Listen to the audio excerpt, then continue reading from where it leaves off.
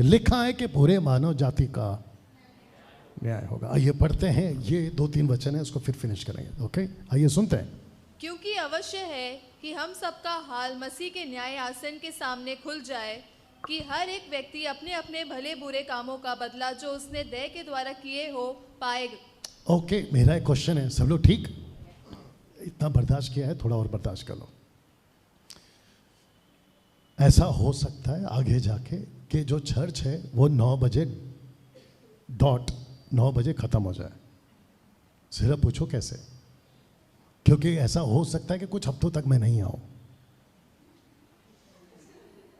तो जो भी चर्च चलाएंगे आगे जाके वो आपको बराबर 9 बजे चर्च को खत्म है। सबको खुशियां, बोला वाह। कब से शुरू हो रहा है?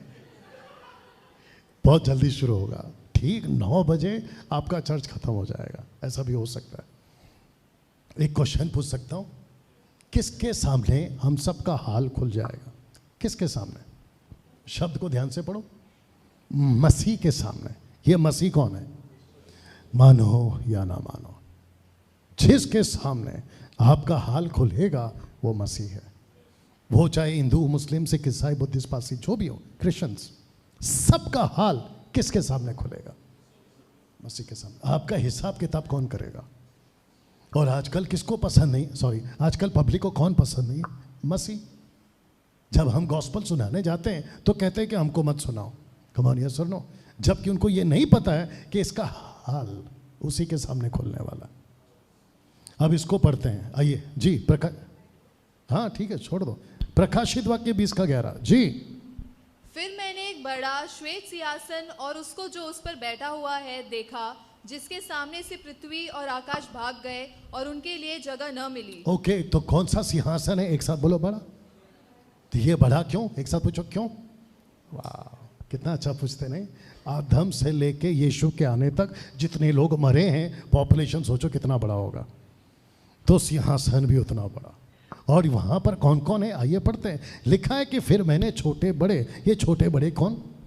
वो चाहे अमीर हो या गरीब हो, उस वक्त के राजा महाराजा हो या आजकल के आदिवासी हो, यू अंडरस्टैंड। लिखा है कि छोटे बड़े मरे हुओं को सिंहासन के सामने खड़े हुए देखा। फिर मैंने छोटे बड़े सब मरे हुओं को सिंहासन के सामने खड़े हुए देखा, और पुस्तकें खोली गई। आराम से जाओ। पुस्तकें, ये प्लूरल है या सिंगुलर है?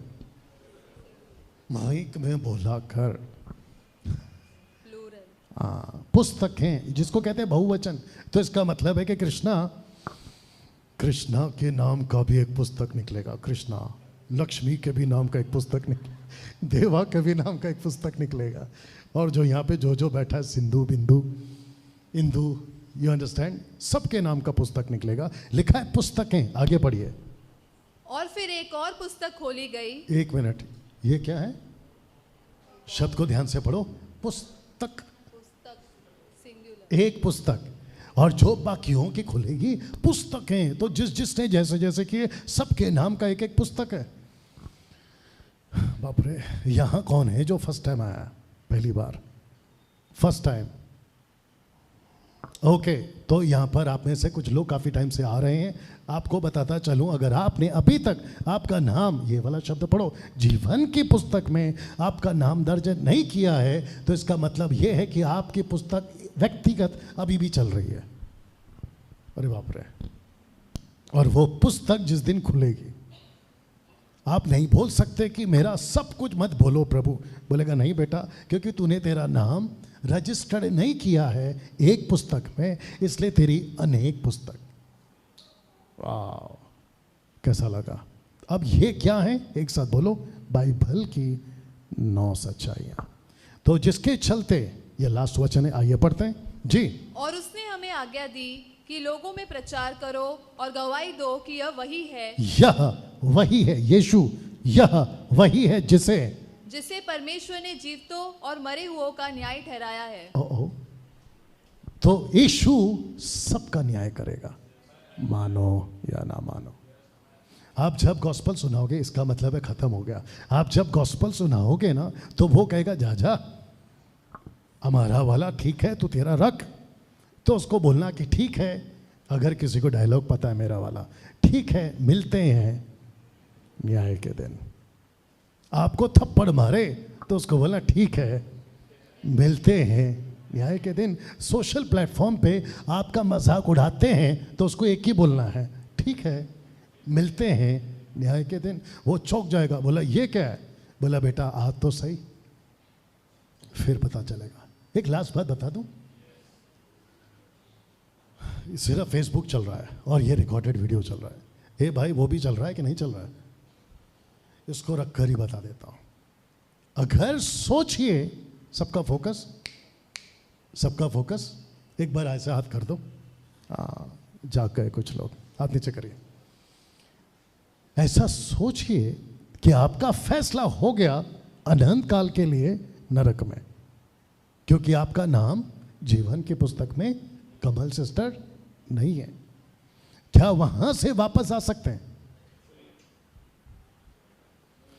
सोचो, यहाँ वाले आप भी सोचो, वहां से वापस आ सकते हैं? ओके, ऐसा सोचते हैं कि 1 साल बीत गया, टॉर्चर पे टॉर्चर, अच्छा आपरे टाइम ज्यादा हो जाएगा। नरक में क्या क्या है? Okay cancel. किस किस को बदबू पसंद है? किस अगर आप हाथ नहीं उठा रहे तो क्या समझो, किस किस को बदबू पसंद है? बदबू कैंसल, दूसरे का छोड़ो, खुद का आपको पसंद है। आप सबसे पहले क्या बंद करते हो? जैसे ही आपको गंदी बदबू आती है, आप क्या बंद करते हो?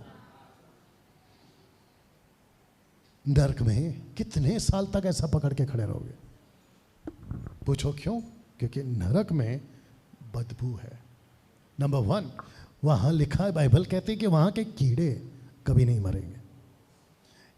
एक ट्रांसलेशन ऐसा कहता है, प्रॉफिट्स ऐसा कहते हैं, मेजर, वो कहते हैं कि नरक में तुम लोगों का जो कंबल है ना, वो केंचुए का होगा। केंचुए, जो कंबल होता है ना, अपन कंबल ओढ़ के सोते हैं ना रात को, वो कंबल होगा केंचुए का।